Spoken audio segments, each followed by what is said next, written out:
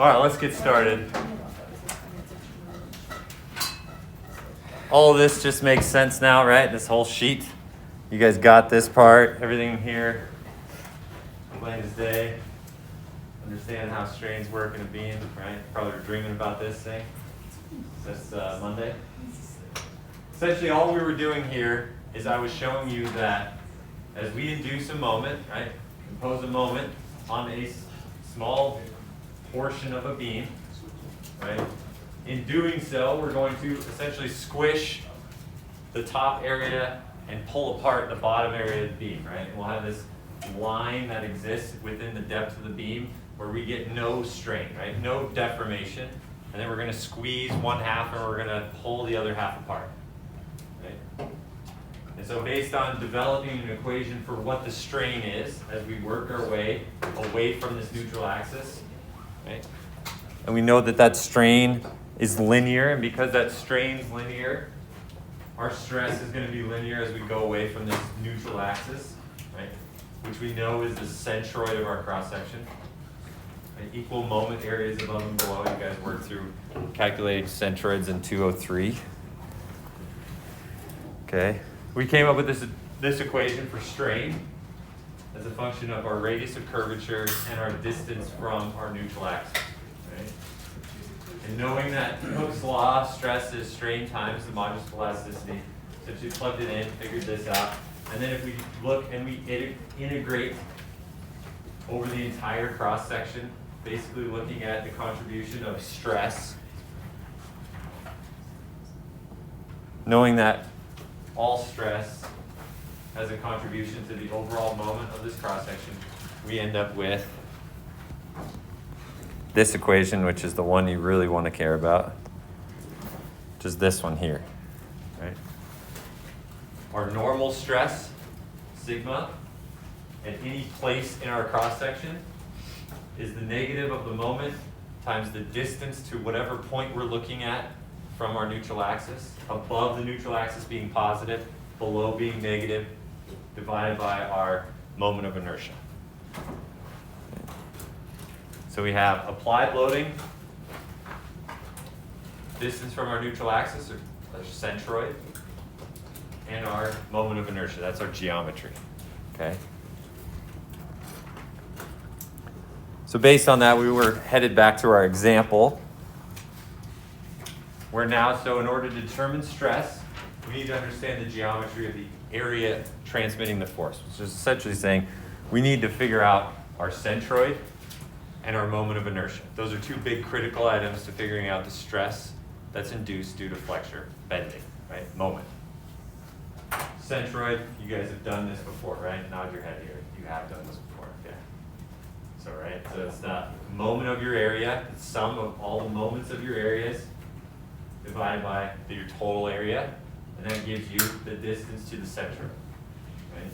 And so in deriving the location of your centroid, you need to pick a reference axis, right? Because you're essentially calculating a distance to the centroid of a section based on a reference axis that you guys get to choose. It can be anywhere you want, but you got to draw an axis somewhere. So in this case, I drew my reference axis, this z-axis, at the bottom of our cross section. We had this upside down T as our beam that was supporting our car, right? And so if we choose our reference axis as being at the base of this upside down T, then I decided, well, we're going to look at this as two discrete areas above our reference axis, right? So I have this bottom part of the T, which is area 2, and the top stem of the T, which is area 1. And so if we start by looking at these two discrete areas and their contributions to our overall centroid calculation, area 1 is 90 millimeters to its centroid, okay? All right, 90 millimeters.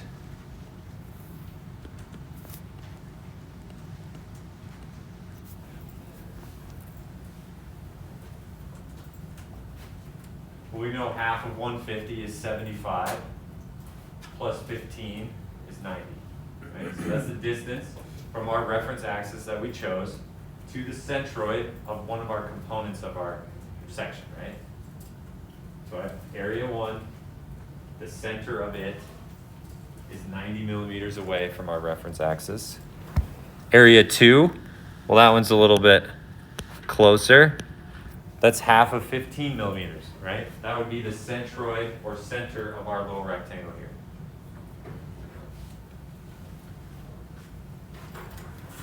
Area of each of them, well, area 1, that'd be 150 by 10 or 1500 millimeters squared. The other one is 15 times 120, which is 1800. Okay. Y sub I, A sub I, well, that is essentially just the centroid of our area times the area. Okay, so 90 times 1500 is 135,000. 7.5 times 1800 is 148,500. No, that is not right. Someone tell me that. Be 13,500. Did you calculate it differently? You tell me. I've been known to make mistakes. I did 1,500 instead of Okay. So we're square that then. So 1,300 is y sub I, a sub I for our second area. Well, in our centroid equation, we need the summation of y sub I, a sub I, and the summation of the areas. So our two columns here, we want the sum. So 1,500 and 1,800, well, that's 3,300. And 135K plus 13.5K is 148,500. So our y bar is 148,500, right? Summation of each of our y sub I, a sub I, divided by a sub I, summation. And we get 45 millimeters. Right, so the centroid or neutral axis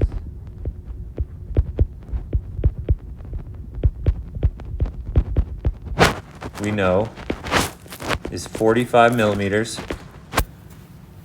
from this reference axis. Yeah. Okay, so the reference axis is different than the neutral axis. The reference axis is different from the neutral axis. The reference axis is an axis you specify in order to calculate the centroid. It's just, I mean, you could happen to guess where they might coincide if you guessed it right, okay? But in order to calculate where your centroid is, you have to create a reference in which you determine this y sub I, a sub I for each of your components and the summation of all of your areas. So I could have taken this reference axis, I could have put it 100 millimeters below our entire T, and we would have came up with the same 45 millimeters. Right? I could have had this z-axis, right, the reference axis, all the way up here at the top of the stem, and I would have calculated the exact same answer at 45. Or no, I would have calculated, I would have calculated the same location, but it wouldn't have been 45 millimeters, right? From the top down, that would have been 165, so that'd be 120 millimeters down from the top of the section, right? If that would have been our reference axis. You should get the same answer as in the location of the neutral axis should always be the same, regardless of where you put your reference axis, but you make sure that you do all of your calculations here based on that reference axis, okay? So your areas obviously are based on how you break it up, but the distance from your centroid of each of those areas to your reference axis are dependent on that axis that you choose. This is so much better with this table. Only took me 8 weeks or whatever it is, 9 weeks. Slow learner. Second component to that stress equation, right? We have my over I. We know how to figure out the demands M, right? That's our shear and moment diagrams, internal forces. Y, right? Our Y is our distance from our centroid. Well, now we know what the centroid is, so now we can figure out, okay, if we were looking at this cross section and we wanted to know what the stress was at the very top tip of this stem, or say the bottom of the, say, flange of this upside down T, okay? we take our y dimension from our neutral axis. So we've established neutral axis, so we can calculate our y and our my over I. But now we need to know what our moment of inertia is, right? That's one more geometric component that we need to know. So we're going to figure out our moment of inertia, right? I sub z.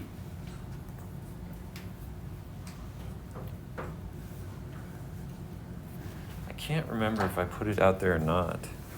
I will put it out there, though. I'll make sure it's out there.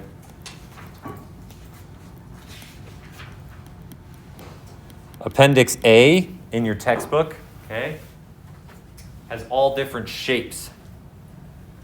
And it provides you with the moment of inertia based on that shape. So if it's a circle, if it's a rectangle, right? If it's a half circle, I think they have some triangles in there, okay? And so when you're coming up with your centroid and your moment of inertia, we're going to use what's called the parallel axis theorem, right? Saying that our moment of inertia about any axis is the moment of inertia at an axis times the area of that piece times its distance to that axis squared.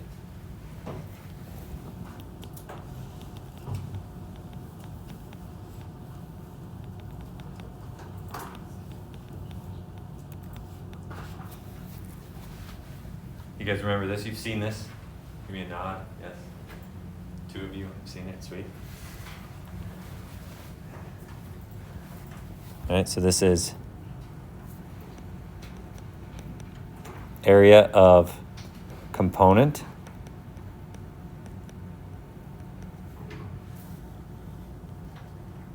this is distance from component centroid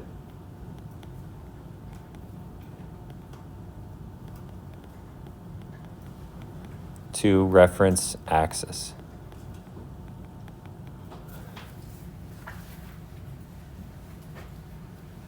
When I say reference axis, I mean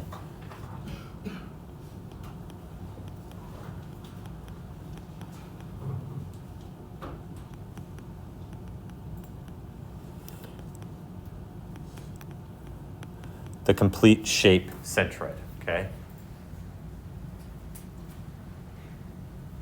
So what are we doing here? Well, to figure out our centroid, we use the properties of our individual shapes, right? We didn't know what the centroid was of this glob was shit, right? We got a bunch of rectangles, and this can get more complicated, right? We could have a circle that's sitting on the top of this stem, right? And it would work the exact same way. We would use the centroid of that circle, right? Centroid of each of these components, their distance away from our reference axis, and then the area of each of those components. We added a circle, we just have another row on this table, right? And then we could figure out what that moment arm times the area, right? Y sub I, A sub I, sum them all up. We can figure out where the centroid is based on picking a reference axis. And then we can figure out what that distance is. We're doing the exact same thing with moment of inertia, okay? We're gonna divide up our shape, right? Divide this messy thing, could get a lot messier, like I said, into more digestible like shapes. We got a circle here, we're gonna look at the circle, we're gonna look at this skinny rectangle and this wide narrow rectangle, okay? We're gonna look at their individual moments of inertia, and we're gonna move those moments of inertia to our reference axis, which in this case is our centroidal axis. So we're gonna say, all right, we know the centroid of this upside down T is 45 millimeters from the bottom, okay? We're gonna then, we know what the distance from the centroid of each of these individual pieces is to that new centroid. We can move our moments of inertia from our individual pieces to the whole piece, right? So this is where this gets, oh man, you guys are gonna love this. Here we go. I'm gonna make a big table here.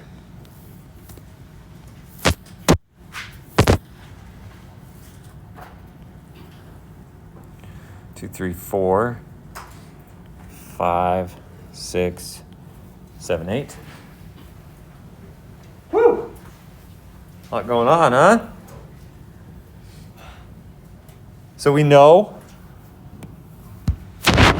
from our previous calculations that somewhere right about here, 45 millimeters, that's our centroid, right? Or our neutral axis. The point where if we were to put this T, upside down T, into bending, we have zero stress, zero strain on that line, which coincides with the centroid of the cross section. All right. So as I mentioned, we need to figure out what is our moment of inertia, I sub z, about this centroid axis, right? That location. That becomes this reference axis or complete shaped centroid. And so again, we break it down based on shapes. We're going to do a little bit of housekeeping here. Millimeters to the fourth, millimeters to the second, millimeters, fourth, millimeters to the fourth. I made too many. Did I make too many? Yeah, I made too many. 1, 2, 3, 4, 1, 2, 3, 4, yep.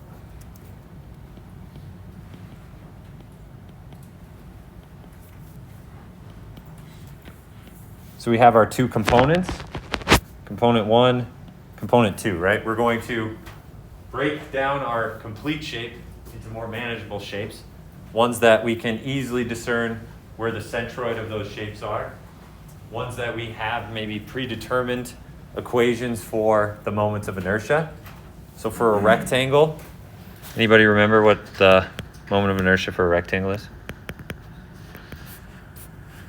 Say it with me now, real slow. BH cubed over 12. Okay. I heard about 6 or 7 of them out there. This is in Appendix A. I'm going to try and get it out on D2L if it's not already out there. I think I put it out there already. Okay. So the moment of inertia about the centroid of a rectangle is the width of the rectangle times the height of the rectangle cubed over 12. So if we had a rectangle, this is our z-axis.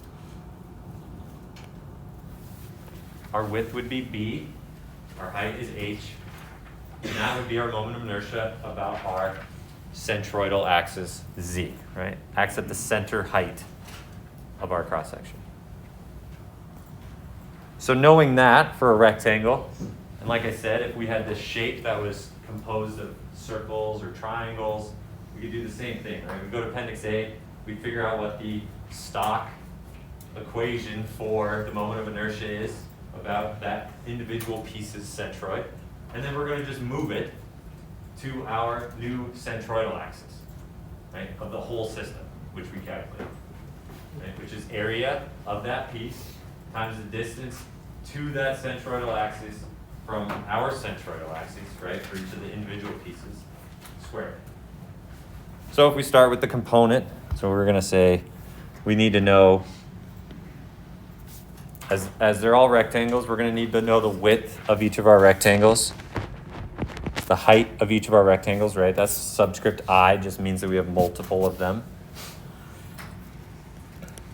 We're going to figure out what our moment of inertia is about the centroid of that piece, right? I sub z bar. We're also going to need to know the area of that piece. We're also going to need to know the distance of that piece's centroid to the overall centroid. Then I'm going to do a pre-calculation of a sub I d sub I squared. Right? So now I'm going to take these two columns, multiply them, because that's one of the components in my overall equation.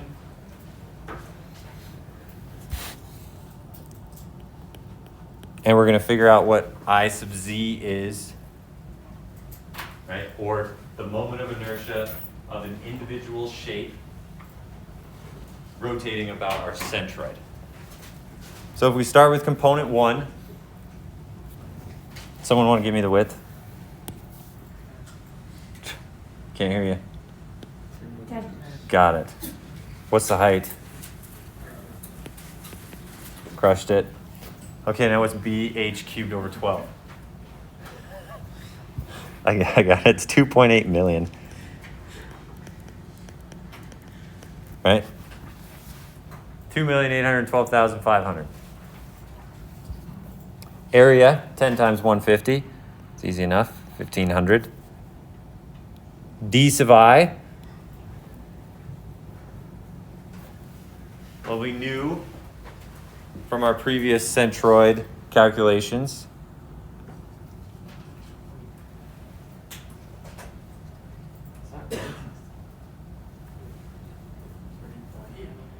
yeah, but my number's not that. Oh, no, that's right. Okay. Whew. We knew based on this, right, the center of our first rectangle, right, shape 1 that we're using is 90 millimeters from the bottom of our T shape. Well, we know the centroid is 45 millimeters from the bottom. So that means that this is between our overall centroid and the centroid of our first rectangle piece is 45. Right? So then A sub I, D sub I squared, take those two columns. We get 3,037,500 millimeters to the fourth. So now if we take IZ bar, moment of inertia of this rectangle about its centroid axis, and we add to it this product of the area times the distance to the new centroid squared, we get 3,037,500 plus 2,812,000. We get 5,850,000. Okay. Now we do the exact same thing with the bottom shape, right? B is our width, 120. H is our height, 115 millimeters. If we go through BH cubed over 12, this thing contributes a measly 33,750 compared to our 2.8 million, right? Pretty impressive, the resistance to rotation that vertical rectangle has compared to that short squatty one. Area is 15 times 120. We know that's 1,800 already. The distance, okay, now we're looking at this 45 millimeters minus half the thickness of our bottom rectangle, right? So 15 divided by 2 is 7.5. So 45 minus 7.5 is 37.5.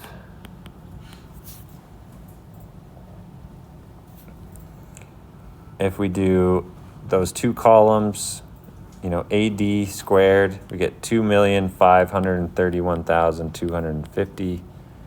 And if we add, say this is column B, this is column A, right? This is A plus B in this column, right? For that shape, we get 2,565,000. What does that mean? Well, that means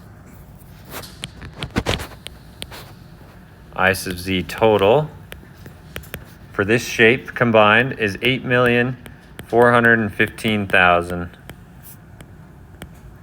millimeters to the fourth.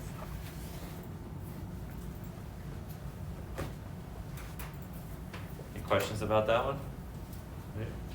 Pretty tedious. That's about everything. Okay. So now we have a means of figuring out y. We have a means of figuring out the moment of inertia. And then the internal forces are just based on our statics, right? Free body diagram, figuring out our shear moment diagram. And so based on knowing all of this, we can now figure out what is the stress at any point in our cross section, right? From the top of our beam to the bottom of our beam, We just really need to know what y is, right? The distance from our centroid, we've calculated that. So if we wanted to know what the stress was at the very top of this upside down T, at any point along the beam, we have everything we need to figure that out, right? So we're gonna just go back and look at what is the stress sigma max at mid-span at top and bottom.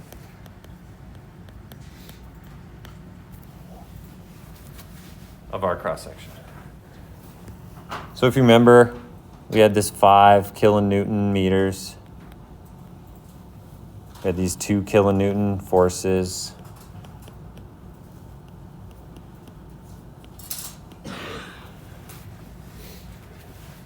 And we really want to know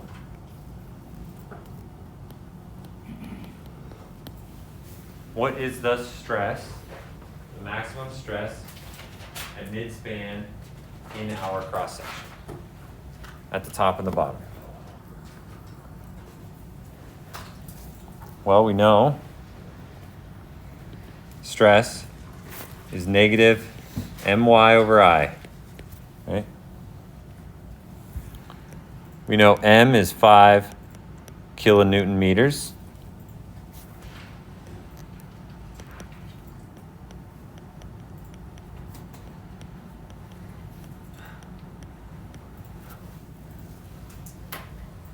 We know y is our distance from our neutral axis, right?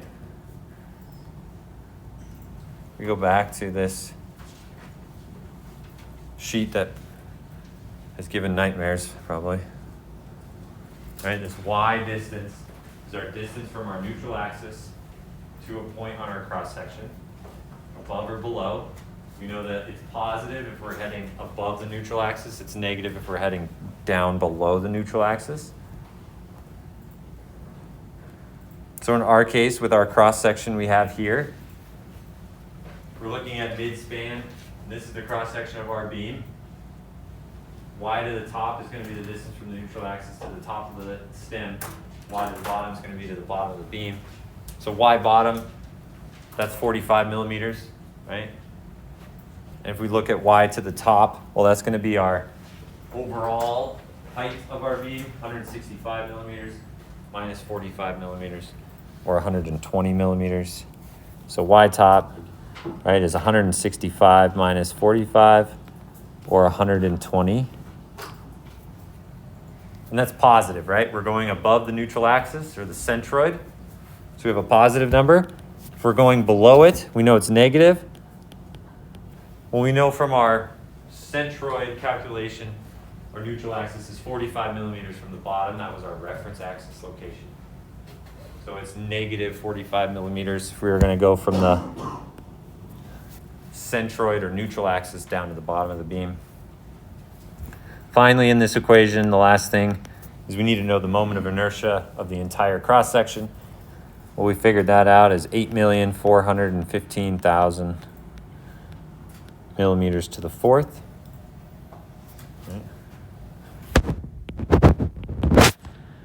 So if we looked at the stress at the top, negative my at the top,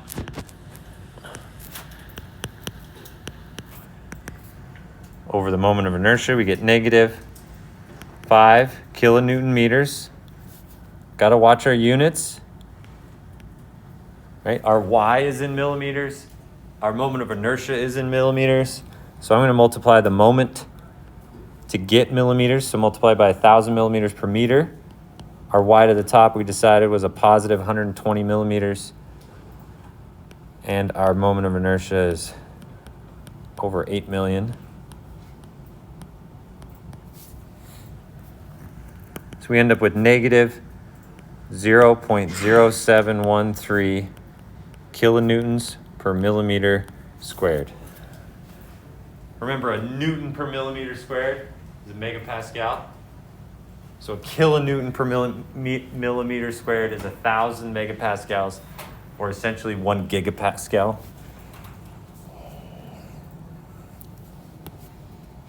You guys have no idea what that really means. And that's okay, because neither do I. I have such a hard time and feel for this, but I think it's worth doing it. I do. I dealt with some stuff in metric.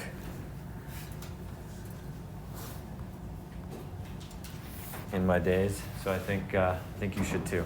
Feel the pain, okay? Gigapascals. We know it's negative. So this is in compression, right? This is a compressive stress because we have a negative number. If we look at sigma bottom, what's the stress at the bottom? Well, again, negative 5 kilonewton meters times 1,000 millimeters per meter times, now we had a negative 45 millimeters. Right? That was our distance from our neutral axis or our centroid to the bottom of our cross section. Again, same moment of inertia.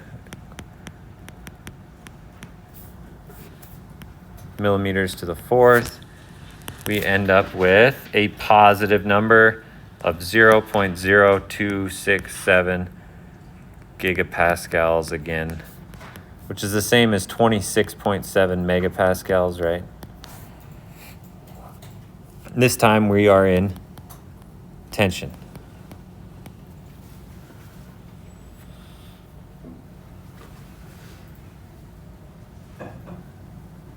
So if you look, the top of our cross section has a stress of 71 megapascals. The bottom of our cross section has a stress of 26.7. Okay. So if we made this out of A36 steel, it had a yield stress of 36 KSI, right? Oh, that doesn't work. It's like standard units now we're talking about metric. But anyway, if you had a material that say had 36 megapascals of the yield stress, if you just looked at the bottom of this cross section, it would be fine. But the top stem of our cross section has a higher stress. So as we saw in this derivation here, right? This is how the stress distribution is really going on. Right? Our compressive stress is actually higher because it's got a lot further of a distance from the neutral axis to the extreme fiber, right? That y distance was a lot higher. If this y distance is in the middle, right, say for like a wide flange, right, your moment of inertia doesn't change between looking at the top and the bottom. Our moment about this cross section doesn't change from the top or the bottom. It's just the distance from the centroid, right, the neutral axis. So because this is a symmetric shape, distance is same from the centroid sits at the center of this cross section. The stress is going to be the same at the top or bottom. The second you start getting non-symmetric shapes, like our little upside down T, we start imposing different distances. And when we do different distances, we get different stresses.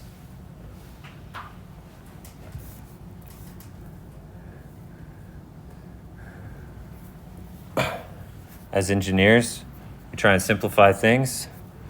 So one step further, we know what stress is my over I. We simplify this.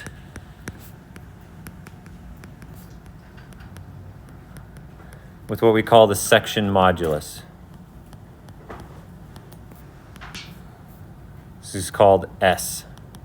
And S equals the moment of inertia divided by Y.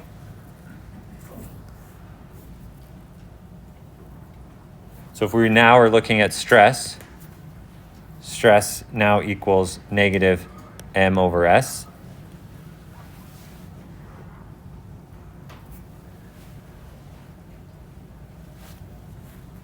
And the beauty of this is, as engineers, like I said, we don't like to reinvent the wheel a bunch of times.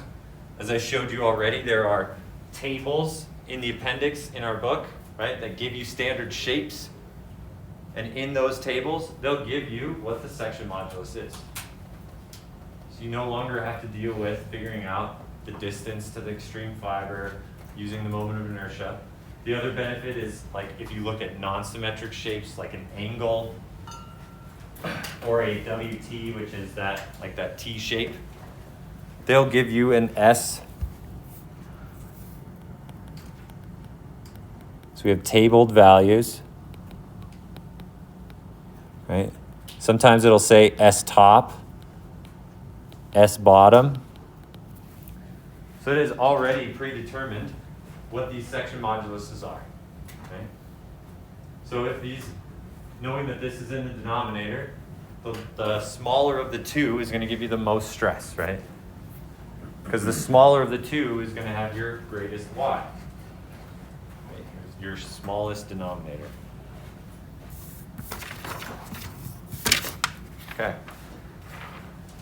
Let's do some more. I think it's more of a review of 203 because most of doing this, bending stress, is really just figuring out the geometric properties of the section we're looking at, right? Free body diagram, 203. Or, shear moment diagrams, 203. Centroid, 203. Moment of inertia, 203. All I'm giving you is this one extra equation that takes the moment, the distance from the centroid, and the moment of inertia, and puts it all together, right? So in this case, we have a beam. It's subjected to equal bending moments. We have 45 kip feet, okay, on either side of this section. The cross-sectional dimensions give us all the dimensions for each of these rectangles, right? The top and bottom flanges, the middle web. And they want us to determine the centroid location, the moment of inertia about the z-axis. They're providing this z-axis. This little symbol here denotes the centroid. Target symbol. Okay.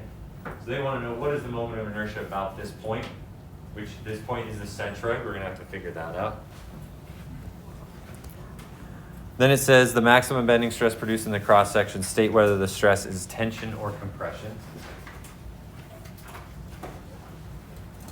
Well, really, once we find out where the centroid is, we can really figure out the answer to this question right off the bat, right? Because the centroid, if it's towards the top half, that means it's a greater distance to the bottom half. And if we have a positive moment, we're in tension, that's going to be a tension stress, right? If it flipped the other way, it would be compression. Because the point on our cross section that's the furthest away from our centroid has the greatest stress, right? That y. Okay, I at least gave you a table on this one, but you get to fill all this in. So we have B. We have h, right? These are all rectangles. We'll use our bh cubed over 12. All right, I sub z, b, h cubed over 12. Got that from Appendix A in the text. So bh, we have y bar, or y sub I, right? We need to figure out our centroid. We need distance to each of our pieces, the areas of each of our pieces. We need the sum of the areas times our distance, right? A sub I, y sub I.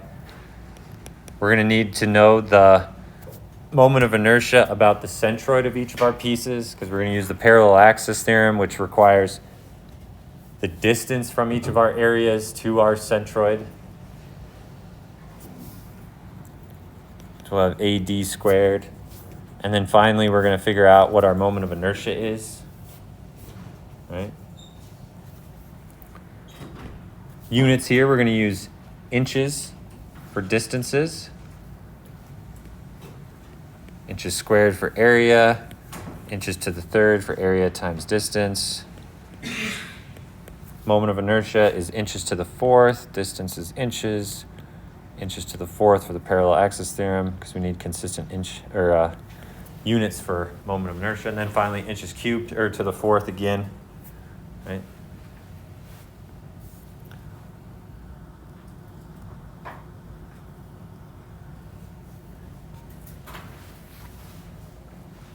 So I'm going to, again, break this up into more palatable sections, right? Sections that we know and can readily calculate what our areas are, distances to centroids, moments of inertia. We know what the centroids of them are. So I'm going to break this down into rectangles. So we have 1, 2, and 3, right? So we're going to look at 1, 2, and 3.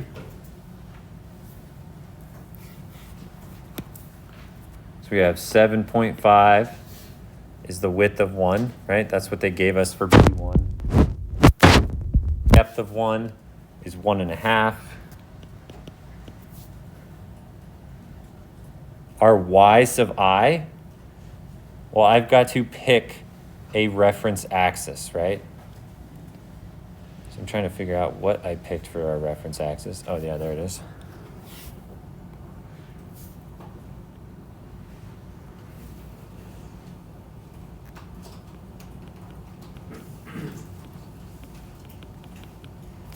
I again drew a line at the bottom of my cross section to determine what our reference axis is with respect to our centroid calculation. So if that's at the bottom, our first rectangle, right, the top flange of this I shape, non-symmetrical I shape, is D3 plus D2 plus half of D1. If you run through that calculation, you get 8.75. Area is just B times H, or in this case, 11.25 square inches. Now we have the area times the distance to this reference axis. Well, that gives us 98.4 inches to the third.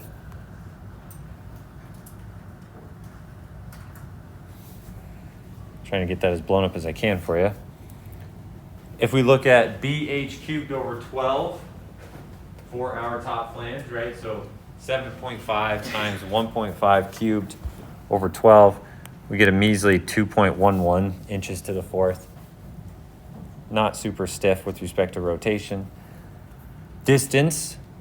Now we need to look at our distance from our flange, right? The centroid of our flange down to our centroid itself. Well, we need to figure out what that centroid is, so we've got to kind of hold off for a second, right? We've got to figure out what our centroid is. We need some of the other pieces. So if we go back and look at piece 2, B for that is 0.75 inches. The height of that is 6 inches, right? That's B2 and D2. Y sub I, well, that's 5 inches. So we have D3, right, which is 2 inches, plus half of D2, which is 6 inches. 2 plus 3 is 5. Area is just 0.75 times 6, or 4.5 square inches. A sub I, Y sub I, this is essentially 5 times 4.5 is 22.5. Moment of inertia, well, just BH cubed over 12, or 0.75 times 6 cubed over 12 is 13.5. Pretty big contribution, as you would imagine. It's kind of narrow and tall. Again, we can't go to our moment of or parallel axis theorem yet because we need to figure out where the centroid is. If we do the last shape, well, that's 3 times 2, 1, right? D3 over 2 over 2 is 1. Area is 6, 3 times 2. 6 times 1 is 6. And if we do BH cubed over 12, we get 2.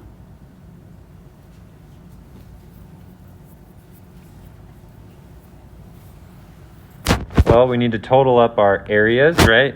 And our area times our Y columns. So we get 21.75 and 126.9. We know that our Y bar for our total section, or our centroid location from the reference axis I decided to put, right, place at the bottom of our section, the summation Y sub I, A sub I, over summation A sub I, which you get 126.9 divided by 21.75, or we get 5.8 inches, okay?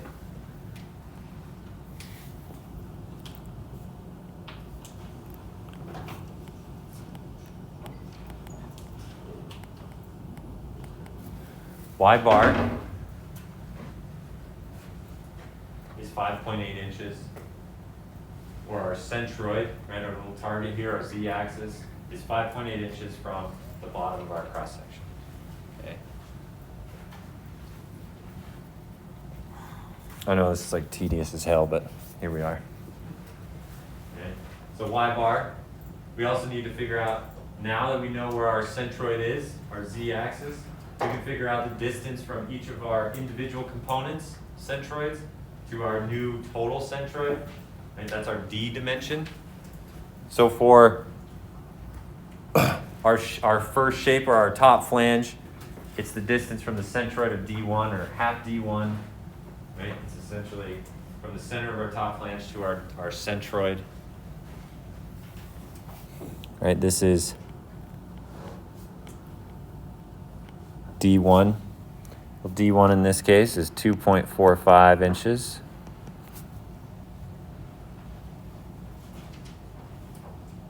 We've got area times D squared. Well, we have area already. D squared, well, that's 67.5. Now, if we add them all up, right? Moment of inertia about the centroid plus AD squared. So those two columns, right? If this was column A, this is column B, this is A plus B. And in that column, we've got 69.6. Now we can do it for our other two shapes. Centroid of our second shape is 5 inches up from the bottom. Well, 5 inches is only 0.8 inches away. Right, so our D2 is actually just right down here. Right, this is going to be D3. So D2 is 0.8. AD squared, well, that's 2.9. If we add columns A and B together, we get 16.4. If we do our final shape, distance is 4.8. All right, we know D2 is 6 inches, so it's 3 inches from the centroid to the bottom of part 2. And we know that D3 is 2 inches. Should be 2 inches. D3 is 2 inches, yeah. So 1 inch plus 1 inch plus our 3.8 inches gives us 4.8 inches. AD squared now is 138.4. And finally, adding columns A and B, we get 140.2. So that's the contribution of moment of inertia for each of our individual 3 shapes, right, about our z-axis. The total is just that, the summation of our moments of inertia. So we get 226.2 inches to the 4th.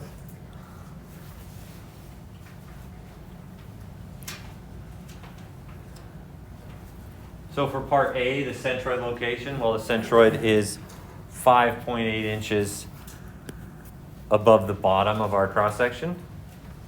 And the moment of inertia about that axis is 226.2 inches to the 4th. So now they ask the maximum bending stress produced in the cross section and state whether the stress is tension or compression. Well, as we know, stress is based on distance from the neutral axis, so the maximum stress is just going to be that maximum distance above or below our neutral axis, right, or our centroid axis, the z-axis.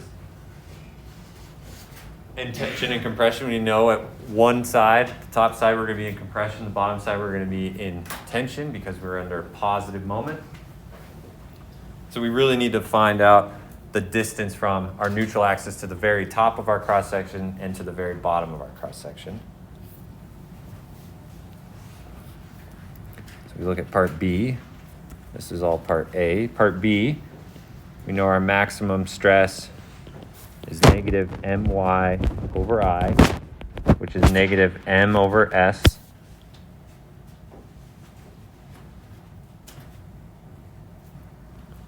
Well, we're going to need to know what S is to the top and S is to the bottom.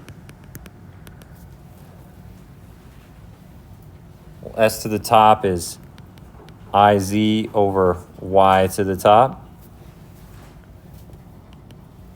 In this case, Y to the top, well, it's our centroid is 5.8 inches. Well, if you look at this total cross section, we have a depth 1 of 1.5 inches, depth 2 of 6 inches, depth 3 of 2 inches. So we have 9.5 inches of total height 9.5 inches minus 5.8 inches is 3.7 inches. All right, so this is y to the top, y to the bottom. Y to the top is 3.7. It's positive, right? We're going above the neutral axis. And well, I don't know why I wrote that out. We have 226.2 inches to the fourth. S top, 61.1 inches cubed. S to the bottom, I sub z, y to the bottom. Well, it's pretty easy to know y to the bottom because that's my original reference axis, so it's really the centroid location.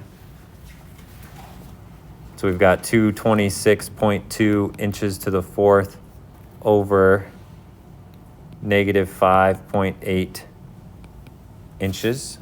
Right, it's negative. We're working below the neutral axis or our centroid axis. So we get S to the bottom, negative 39 inches to the third.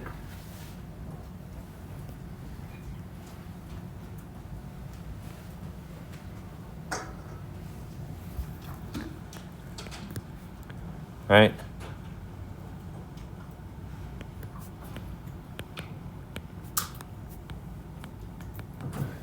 If we took the absolute value of these two, right, S to the top and S to the bottom, and we looked at the minimum of those two, those are going to give us, that's going to give us our maximum stress, right?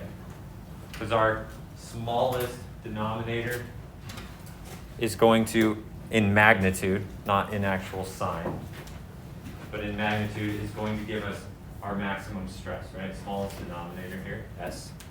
So between 61.1 and 39, negative 39, 39 is our lowest magnitude. So this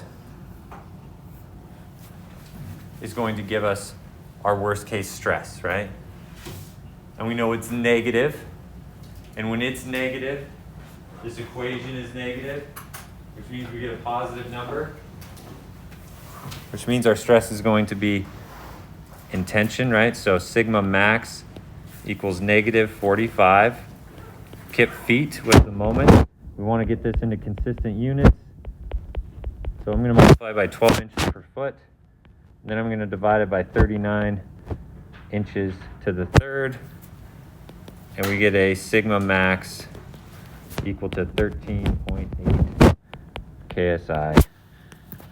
And that means it's in tension because it's positive, right? We could have ran this out and put 61.1 and we would have gotten a negative number, which would have meant it was in compression. And that number would have been smaller than 13.8 KSI, right? Because it was a larger magnitude of a number. All right, I think that's a good place to stop.